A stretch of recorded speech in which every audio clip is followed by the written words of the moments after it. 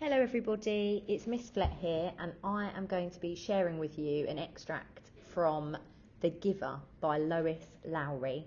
This is a dystopian novel that I'm currently reading and I'm really enjoying it, so I thought I would share it with you. I'm going to start by reading you the blurb to give you a bit more background information. Intelligence, integrity, courage, wisdom, these are the qualities a receiver of memory must have. And one more, which can only be named but not described, the capacity to see beyond. Jonas lives safely within the community, a place where there is no war, no hunger, and no pain. But when he is selected as the receiver of memory, he starts to discover dark secrets that lie beneath the surface of his perfect world. Secrets that will lead him to undertake an incredible journey.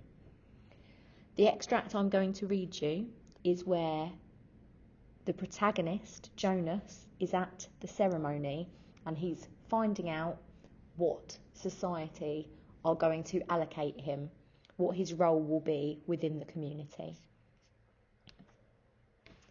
The assignments continued and Jonas watched and listened, relieved now by the wonderful assignment his best friend had been given, but he was more and more apprehensive as his own approached. Now the new 12s in the row ahead had all received their badges. They were fingering them as they sat, and Jonas knew that each one was thinking about the training that lay ahead. For some, one studious male had been selected as doctor, a female as engineer, and another for law and justice. It would be years of hard work and study.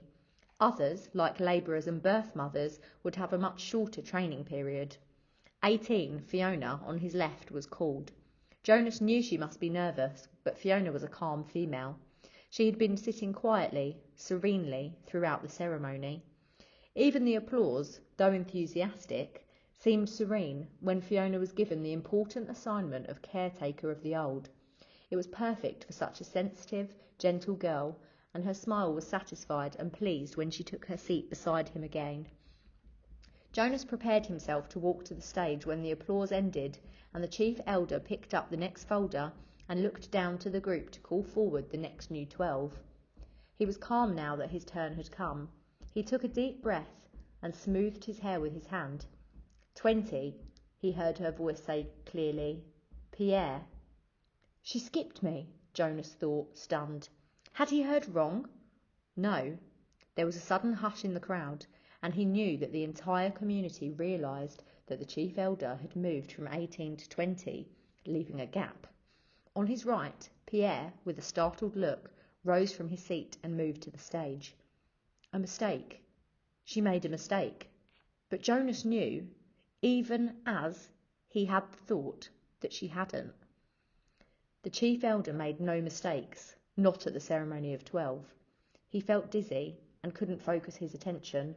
He didn't hear what assignment Pierre received and was only dimly aware of the applause as the boy returned, wearing his new badge. Then, 21, 22. The numbers continued in order. Jonas sat, dazed, as they moved into the 30s and then the 40s, nearing the end. Each time, at each announcement, his heart jumped for a moment, and he thought wild thoughts. Perhaps now she would call his name. Could he have forgotten his own number? No, he had always been 19. He was sitting in the seat marked 19.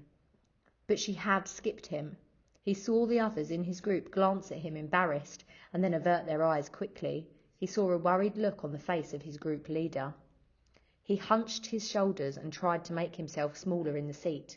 He wanted to disappear, to fade away, not to exist. He didn't dare to turn and find his parents in the crowd. He couldn't bear to see their faces darkened with shame. Jonas bowed his head and searched through his mind.